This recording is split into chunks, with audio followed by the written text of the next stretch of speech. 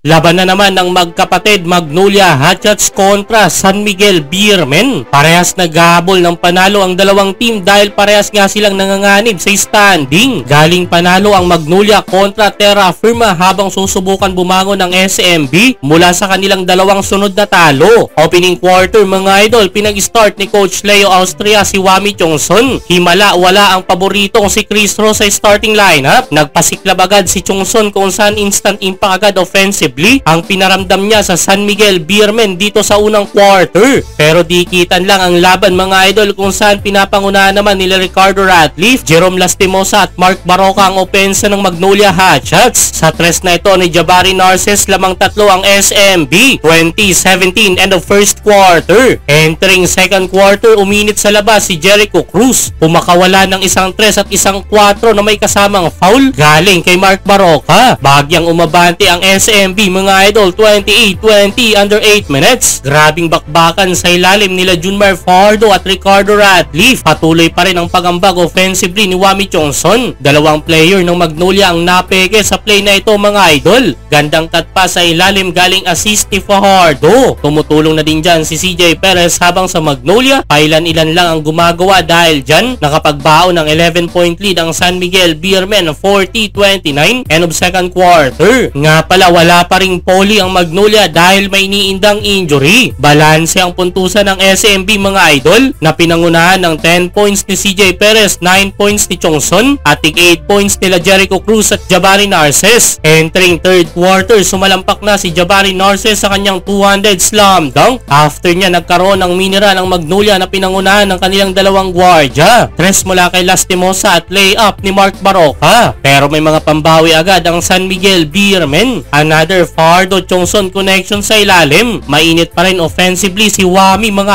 idol. Grabe talaga ang galawan netong rookie ng Magnolia Hotshots na si Jerome Lastimosa. Pinanes sa play na ito si CJ Perez na sundan pa yan ng back-to-back 3-pointer ni Kuya Ricardo Ratliff. Biglang napatimeout ang SMB nang maibaba ng Magnolia sa 4 na lang. Kanilang lamang 56-52 under 3 minutes. Pumulong na din dyan si The Beast Calvin Abueva at naitabla nila ang talaan. Sa layup na ito ni Zabe Lucero, 60 all end of third quarter. Fourth quarter, nagpatuloy ang momentum ng Magnolia Hotshots mga idol. Binuksan ang quarter with 8-2 run na baliktad na ang laban. Magnolia naman ang may hawak ng lead, 68-62 under 9 minutes. Unstoppable na si Ricardo Ratliff, kinakain ng depensa sa ilalim ni Junmar Fajardo. Pero to the rescue si CJ Perez sa SMB na kumana ng 5 straight points including itong end 1 3-pointer kay Calvin Abueva para itabla na muli ang talaan mga idol, 74 all under 3 minutes. After nyan, grabe si Marshall Lassiter. Pumakawala ng back-to-back 3-pointer para ibigay muli sa SMB ang 4 na puntos na kalamangan, 80-76 last 50 seconds. Sa uli, choke na naman inabot ng Magnolia. Panalo ang San Miguel Beermen.